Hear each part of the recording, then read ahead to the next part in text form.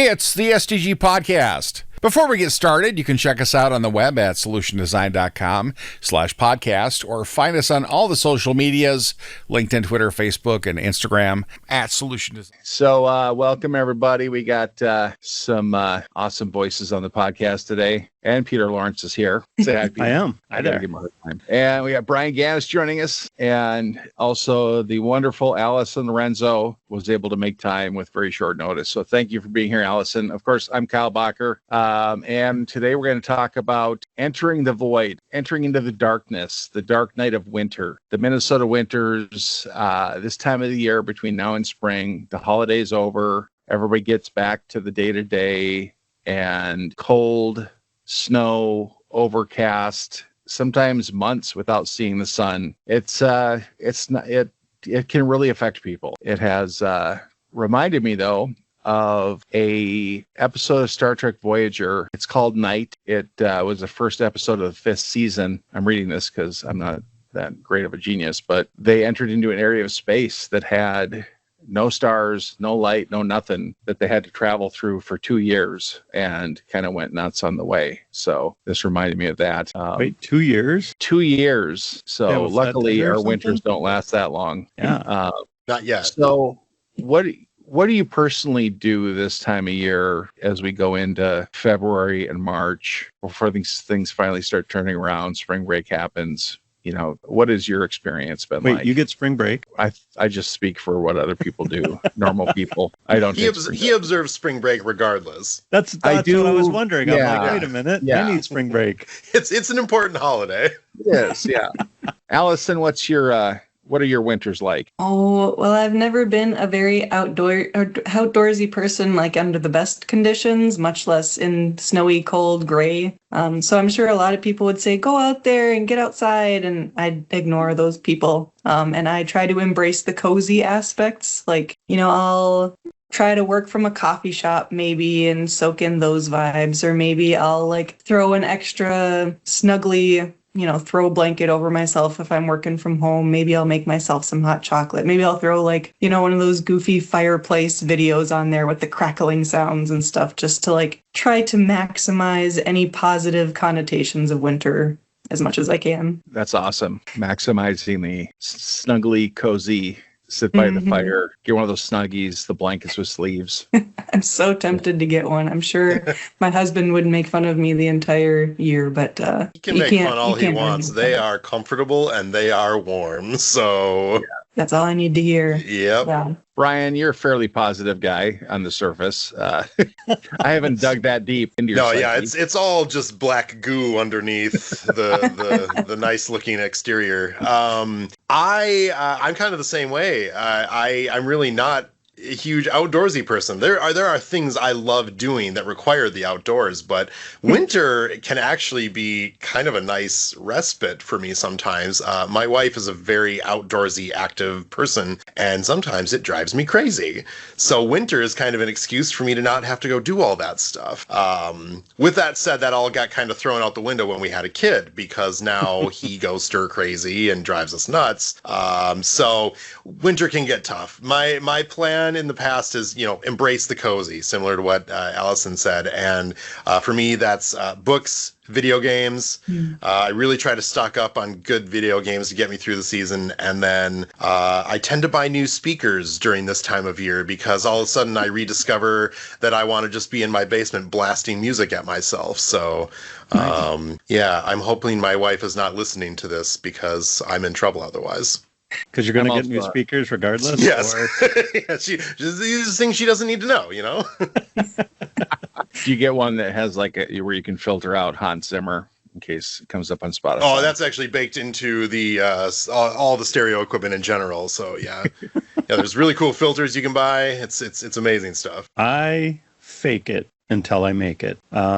I have lived in Minnesota or North Dakota my entire life, and it does not get warmer in the winter months, so you just have to enjoy it. I certainly have my share of coping mechanisms and gear. I've got insulated jeans that I can wear, or I certainly have a nice coat. I just got electrically heated gloves now that I'm an old man and losing feeling in my fingers. And so those are amazing and do a wonderful job. You don't even need a coat. You just have warm gloves, and that's all you need. Because, I mean, that's the other thing I try to do in Minnesota is never wear a coat unless I'm going to be outside for, like, skiing or something like that. If I'm just shopping or something else, it's just coat's too much work. I have it in my car because I don't want to break down and not have a coat and look like a complete fool. You know, walking into work or whatever. Yeah,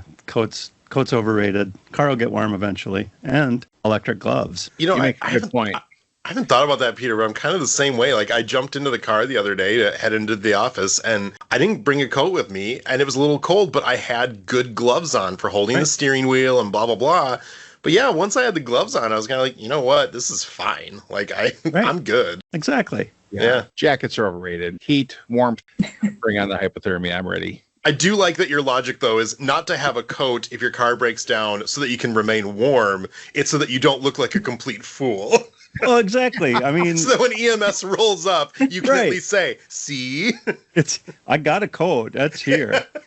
I'm not a fool. You bring up a good point, though, about having it in your car. Everybody needs to have a winter survival kit in your car. Yeah. Don't let your gas tank go under a quarter tank, you know. What about your battery packs? Fanny packs have those. You want no battery packs for your car. Battery packs. Yeah. Almost as important as fanny packs. Yeah. It's really my fanny packs are just full of batteries. That will allow me to start a car with it. That kind of stuff. My dad used to make us winter survival kits, and one of the things was a metal coffee can, because coffee used to come in a metal can. Yep. And a candle, make holes in it, and like, you just put the candle in here, and it works as a little heater. And I tried it once in a fish house. It didn't work for the hell of me. So if that's going to save your life, I'm sorry. Jackets, gloves, hats, that kind of stuff is a must. A blanket, yep. Get some and of I those do believe leaving the house every once in a while. This big, you can throw those in there. One of the big factors of the winter doldrums is vitamin D. And like we're saying, we don't go outside. I don't go outside ever because that's where the monsters are.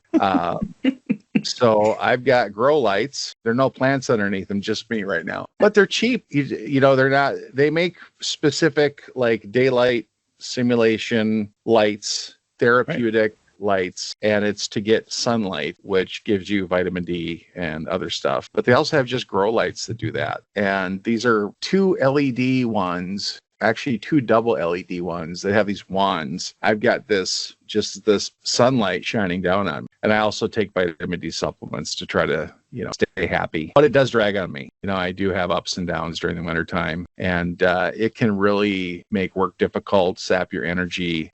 People that have seasonal affective disorder, telling them to take vitamin D and get a lamp isn't really going to make them feel better. It's whatever they have to do to get through it. But this is the time of the year when that really can kick in for folks, because it's seasonal and it's depressing.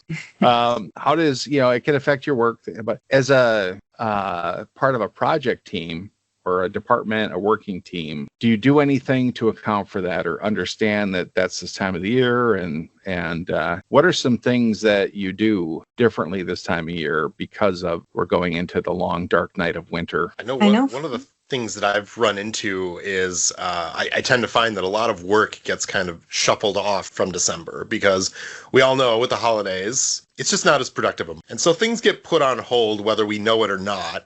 And then all of a sudden January kicks up, everybody comes back, and now we're all panicking because we have all these things that we've been pushing and procrastinating on, and now it's time to get them done. So there's kind of this nice period for the first, half of January where you're so busy catching up that you kind of forget how depressing it is outside. So that's what I'm currently in the middle of, which is helping. But yeah, after that, I don't know. I think it's just trying to get people to remember that there's a life outside of work for one thing. And, what did you do? What have you try to get outside, see the sunlight, and not just, get the blue light from your computer monitor all day long? But I don't know. I think it's just remembering to be human beings and ask each other about the things that we do as human beings other than work. And that's the main thing I try to do. Yeah, I would Alison? agree with all that. Yeah, I feel like connecting with other people, like in person, if you can, that's not always possible. But, if you have an in-office day or something, that can be really valuable to avoid that like cabin fever feeling. And that really helps with, being human with one another. It's much easier to do that if you just walk to the water cooler, as it were, than if you have to call someone on Teams to commiserate about whatever human thing you want to talk about. And I think, Peter, you said it very briefly, like getting outside. I mean, even this can feel nice to get the sunshine while it's out for, those 4 hours that it is out. That's helpful. Stick to Windows if you are in an office. Yeah, don't use a Mac. Nice try. Nice try, Kyle. Took me a second, but I got it. Yeah. Yeah, I I think. used to- Go ahead, Peter. I used to really enjoy the commutes, especially when, the minus 20, the minus 30 degree days where you just like, I've made it. I've gotten to work. I've gotten out of the house. I've walked across the parking lot. It's not a big accomplishment, but just that super cold air just makes you just kind of enjoy getting into it. And I mean, part of it is that attitude, like, I really like the cold. I really like it when it has a lot of snow. That's been kind of a challenge lately, keeping the snow on the ground, although we're getting a little bit. Not as much as Atlanta, though. So, I'm really starting to think about moving to the south where all the snow is. Yeah, I like winter without snow makes it even worse. If there's a huge snow, I'm out in my 4-wheel drive. There's blizzard, snow emergency. Where are my keys? Because I want to go drive around in it because it's fun. But like you're saying, like making that move to get going, you accomplish something. You got out of the house. Like I've started working out of the office every day of the week, and as I say that, I mean Except for Fridays. Well, it's been long. So, like you're saying, all the crazy stuff that got put on hold, that'll happen this week. Yeah, I had 3 major projects that we tied up this week. Now they're done. Now you're free. They're done, but that's the thing. Like that overwork can happen. Like you're coming out of the holidays. We're already drained of having to like suffer through time with family members, and all the gifts that you didn't want. I might be negative. I don't know. But you need a better list. Then you just start working your tail off because everything starts happening again. I think it's a really good time to burn out, which is only going to make that dark night of winter, this horrible season we have. Now, if I still snowmobiled and went skiing and all those things I used to do, yeah, it would make it better. Winter activities, pacing yourself, I think is good. Understanding that this can be a tough time for people. So just keeping an eye out, fuel to the fire. You kind of let people off the hook if they're not feeling it for different things. I don't want to show up to your outdoor fire pit party or whatever. Like, okay, that's fine. No big deal. Just letting people off the hook. Working on a part of a project team, driving that forward. Just making sure you're staying on top of things like recognition and gratitude and morale building, team building. But human connection, I think, is a big deal. Like so maybe even being aware of the people that live alone or people that are on projects by themselves where they're just doing straight up development. They have their heads down most of the time doing work. If you hope they're introverts. If they're not, though, it's not good. It can be hard for those people. And anyway, so they got that to deal with. So, that's why I go in the office and I spend all my time in the office. And also that's where all the laptops and all the stuff I work with. And so I've got other reasons to be on site. But, I could probably work 3 days a week, 4 days, some weeks 5 days at home if I really wanted to. But then I would start getting that cabin fever and feeling out of it, disconnected, those kind of things. But one thing I learned is I used to, a long time ago, it used to make me kind of bitter because I expected people to like connect with me, and it was like, it's okay for me to reach out to other people and make those connections. They might have enough connections and things going on.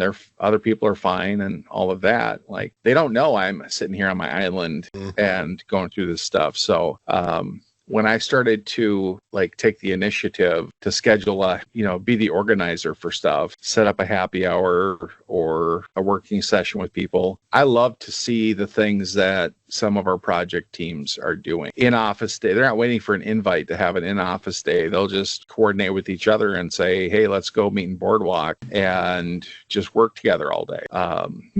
That I think that's been really effective. Also, just feeling like a team is helpful for that too. I've had 2 virtue lunches over the last couple of weeks where we just got on camera and ate lunch together, and it's kind of weird a little, but it's just a way to sort of force some conversation with, I scheduled one with a fellow STGer who's at the same client I am, and we just hadn't connected in a while, and we wanted to chat and kind of catch up, both personally and professionally, and that was the way to do it. It was either a Monday or a Friday where we weren't expecting to be in the office, but it was a nice thing. I'd never really done that before, honestly. It kind of, the lunch hour sort of feels a little sacred and you don't mess with it, but things like this can be really important, especially when you're working from home. And it's nice just to connect. And I need to do that more. And you're inspiring me to do that some more right now, especially with this month coming up. So Brian, did you ever do that during the COVID times? Yeah, during COVID, there were definitely more concerted efforts to do that. Happy hours especially. We would always try to schedule the goal was at least once a month, but ideally every other week we would have a Friday, kind of start at 3:30. Everybody go grab something to drink. It was kind of implied that it's really not supposed to be alcoholic, but the rules slide obviously a little, but we all just kind of took it easy and just made that the end of our week thing. And some people could make it, some people couldn't. I remember there was a debate that I had internally of, as the Scrum Master, I kind of felt like I was the one who would have to push one way or the other on this, but do you allow it to be shop talk, or do you kind of enforce the idea no, we're not here to talk work? I ended up not doing anything. We just let it organically, fit however it needed to be. And we very rarely talked about work, actually. It was good. Nice. And especially considering, we had people from 3 different countries in those happy hours. And it's hard to find things to connect over at that point other than work. And so the fact that we were able to do it was good. We did pull out the old, the trick up our sleeve of Minnesotans of just talking about weather, because everyone loves hearing about our weather. They might just be humoring me, but they legitimately seem to love hearing about how ridiculous it gets here. So that was always a good standby. But it was great. How perfect it is, right? Yes, exactly. Definitely not Schadenfreude. Definitely not. No, none. Oh, that's awesome. I love that word. I miss green. I worked in my younger days before the whole IT thing happened for a while in North Dakota. And then I worked in New Mexico, and then I worked in Texas. And those places are not lush forests of green, not the big woods of Minnesota. I just really miss that lush green world that I used to live in. And that's why I moved back. And that's why I won't, unless I'm going to the Sequoia National Forest or deep in the Amazon jungle. I'm not going anywhere else. No high desert, none of that stuff. I need that green. That is a movie I would watch. I would too. Yeah. The screenplay writes itself. We have addressed that in our house as well. My wife and I realized that we love having plants around, but we don't take care of them. And so they're going to die. And so eventually we started moving to then artificial plants. And now I know there are benefits, obviously, you get out of real plants, but having the green around makes such a difference. And it's from my little office right now, I can see a couple real plants that I have out in the distance, and there's a couple fake ones. The other big one, just because I want to basically shill for them right now, the Lego plants that you can buy now are so fun to put together, and from a distance they look very real in many cases. So those have been a big thing we've adopted as well, is just getting that greenery, whether it's plastic Legos or plastic plants, and just filling the spaces. Yep, there perfect. We go. Perfect. Wait a minute. Yes. That looks fake. Totally is. But you're right, Brian. Does the trick. That's all I need it for. My nephew is a master builder. I've never seen anybody that can put Legos together like him. So now he'll be getting Lego sets, plants. And it's okay, this is a temporary gift. It needs to come back assembled. Yeah. I'm not putting you to work. No. I'm giving This you is the for gift of you assembly. to do. Yeah. I bet if you dropped them off in the office, people would build the plants. No problem. Yes, that's true. Although I do have a little Game of Thrones dragon little thing that I was trying to get people to put together for me just by bringing it into the office, and it's still there sitting there. I'll work on it next time. All right. That sounds great.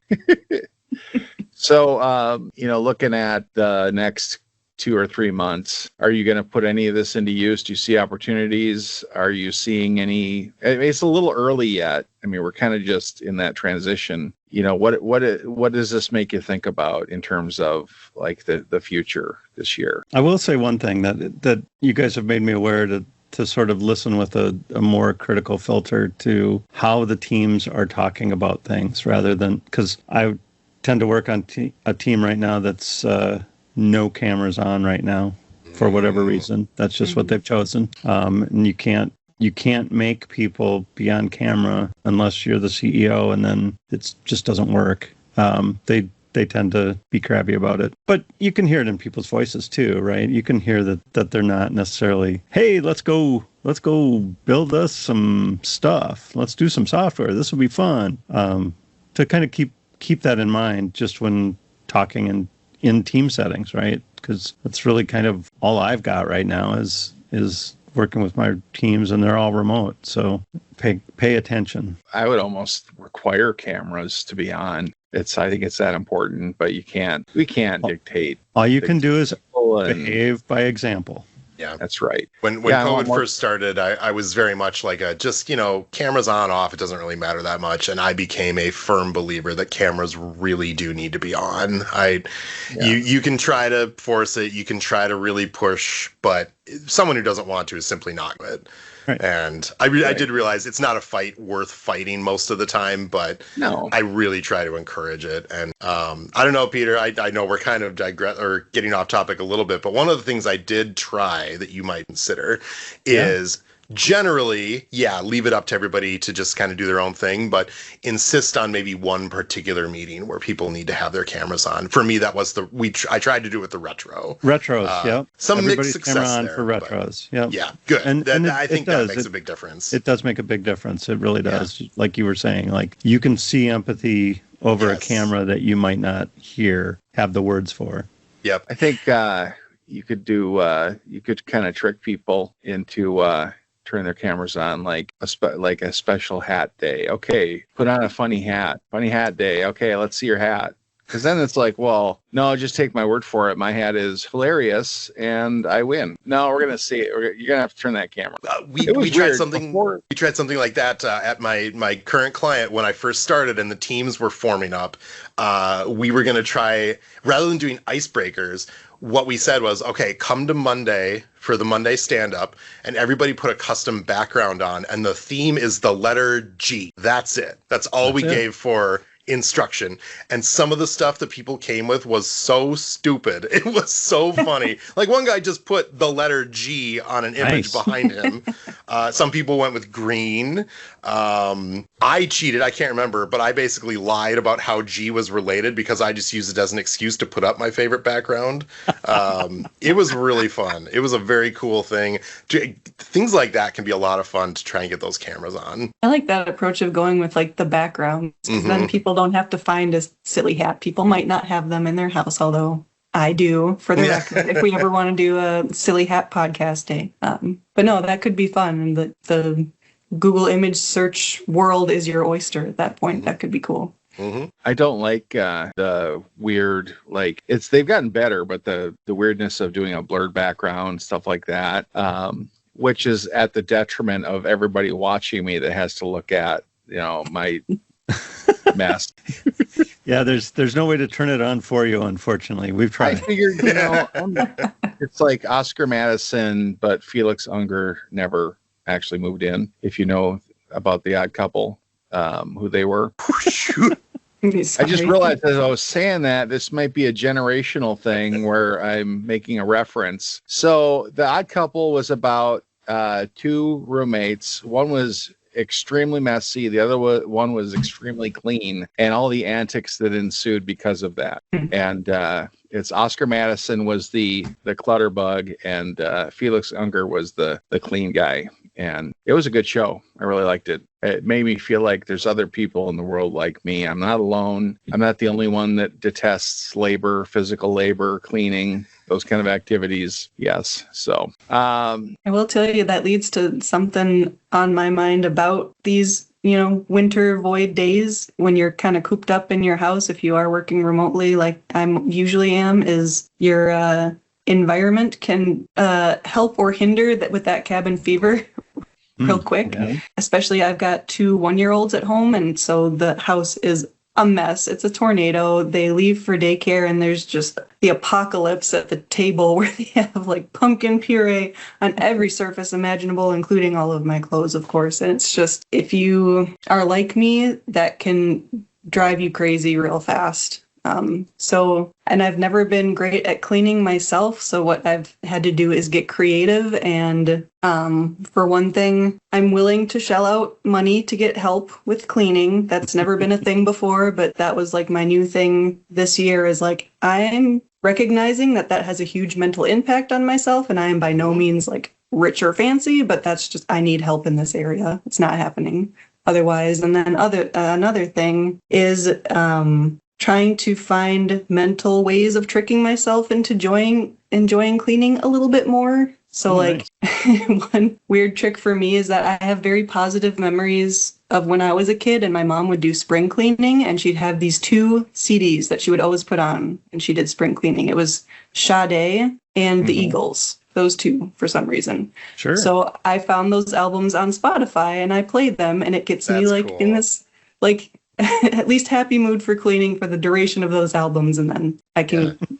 tell myself I'm done after those songs play. That's been a huge tactic that we use for keeping the space clean as well, because we run into the same mentality. And the thing I use with my son all the time is we just set a timer. We're going to clean for 15 minutes, and then as soon as that timer goes off, we stop. It doesn't matter what we're in the middle of. You tend to go over the 15 a little bit, but the overall point just helps. Like you accomplish a lot more in 15 minutes than you think you're going to, and you feel good about it. It feels really nice.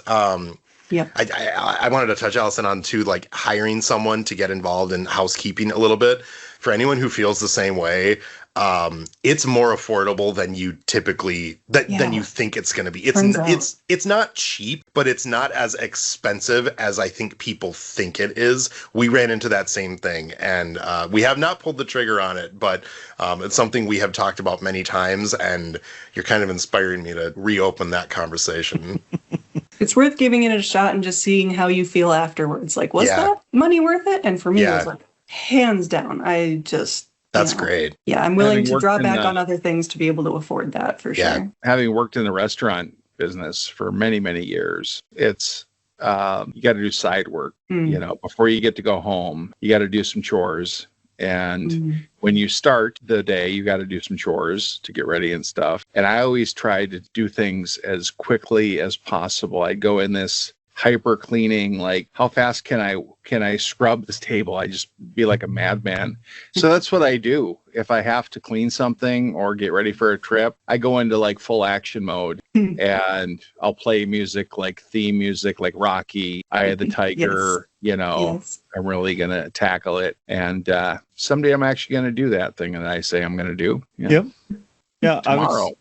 I'm trying to remember if Atomic Habits was where it came from, but they talked about sort of having an area of control and having that area grow. So, like, let's say you've just got, pick names here, but let's say you've got sort of a disaster going on in behind you. If I were facing a different way, it would probably be, but you start with, I'm going to keep this square foot of my desk clean, right? I'm not going to clean any more than that. I'm only going to keep this, 1 pizza box sized area clean, and then go to 2 pizza boxes. Okay, now I'm going to keep this clean and keep going. I've used that in the past a number of times, and it really does help to kind of get that. I'm controlling this one tiny area, and that's all I'm doing. I'm not, and I think that was it's one thing I do miss about going into the office was I could keep my client desk fairly clean because I didn't, because it wasn't like, I mean, it wasn't, I've worked at SDG for 17 years, but I've never had a desk for 17 years to have that much cruft and clutter build up. So I always made it a point. You're kind of getting you've been at in the office for 5 years? Well, I have the challenge of a constant flow of objects. You have things out of your control in too. and out of my office. That's a challenge too, for sure. Yeah. And then I have this thing where people that come in my office leave their mug. So then I have a job to do. Like, okay, I have to get this back to this person. No. I had one day I had two of those Stanley whatever things. Yeah. One was on the table between the two chairs and one was on my desk. And I just look up and I'm like, where does this come from? Yeah. So what I thought is I would not have a flat surface anywhere in my office. I would put up like angles. So you can't set anything on anything. You have to put it away. Yeah. That's innovative. I like that. That's why if you go to like, I think malls do this where they have kind of the angled railings and stuff. A lot of that so people don't set stuff on there. That makes a lot of sense. And no trash cans. Yeah, that's less. That makes less sense. Yeah, that might be reverse progress. We'll see. They have lots in the food courts. One thing I think about is there is a time where you're overwhelmed and things have gotten to a state where it just gets to be too much. And it's the idea of the clean house.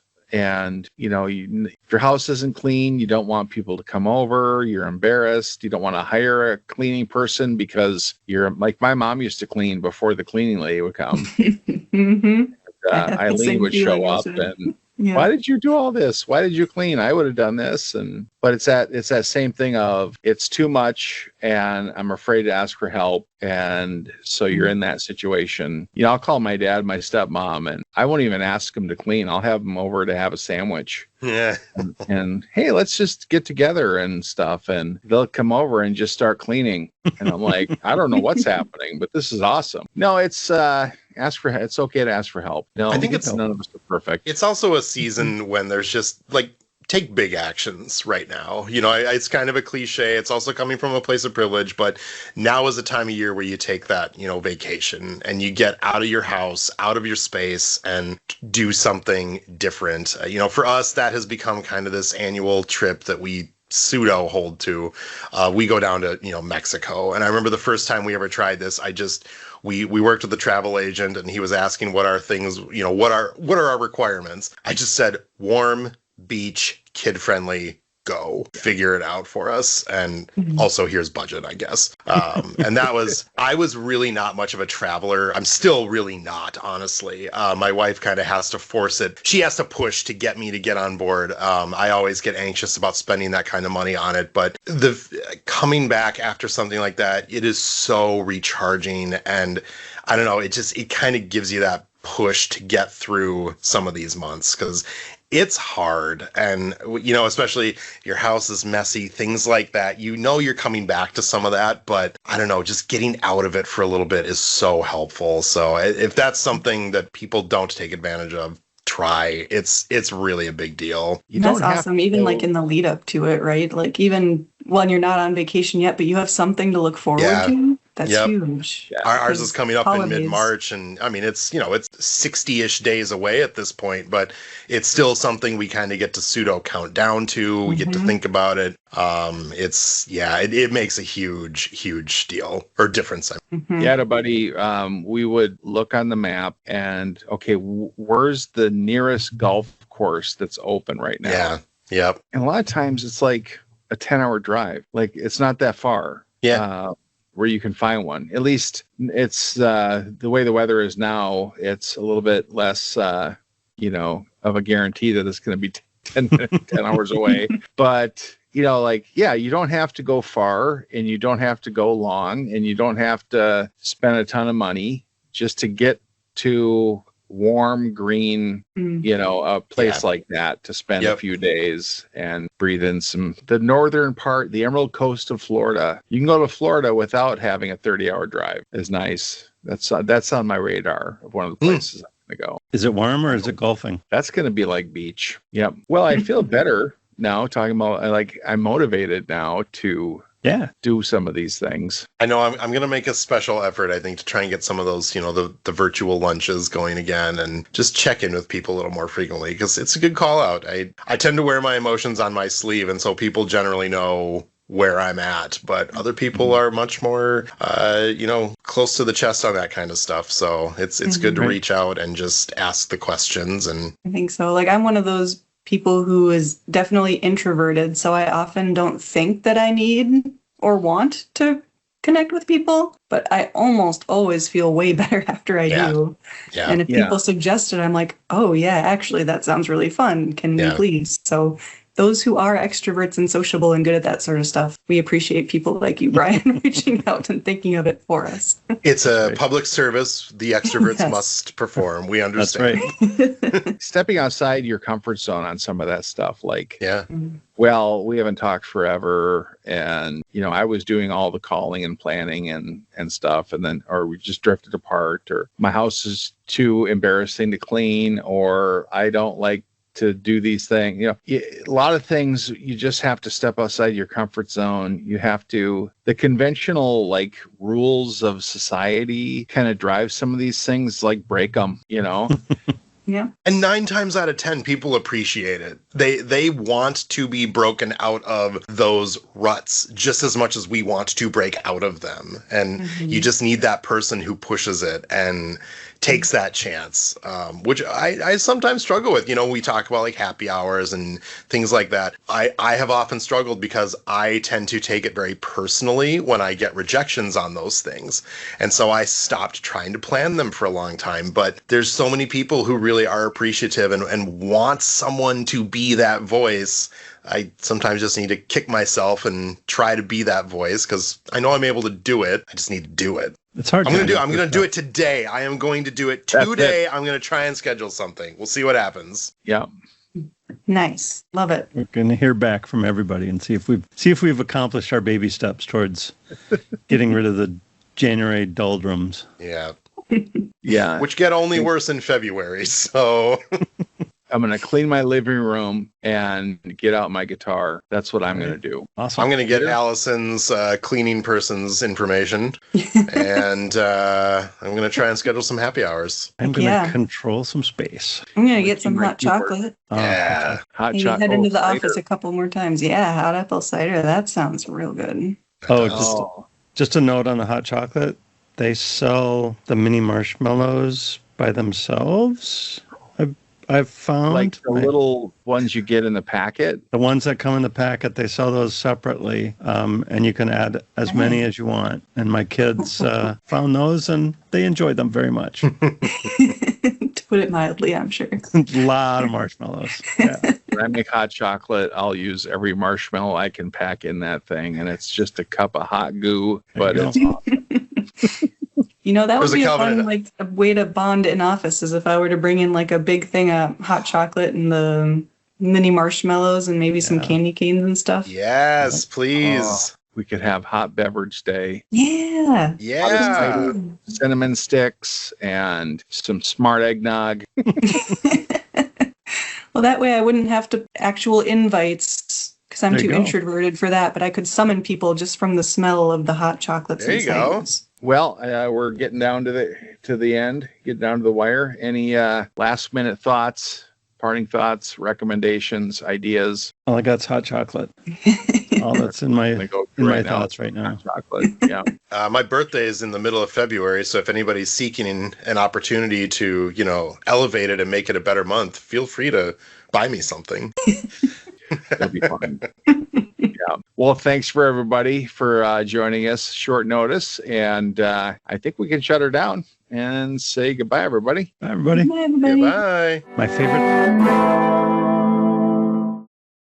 Solution Design Group is a digital product consultancy in Minneapolis. Check us out on the web at solutiondesign.com or look for us on Facebook, Twitter, LinkedIn, and Instagram at Solution Design Group.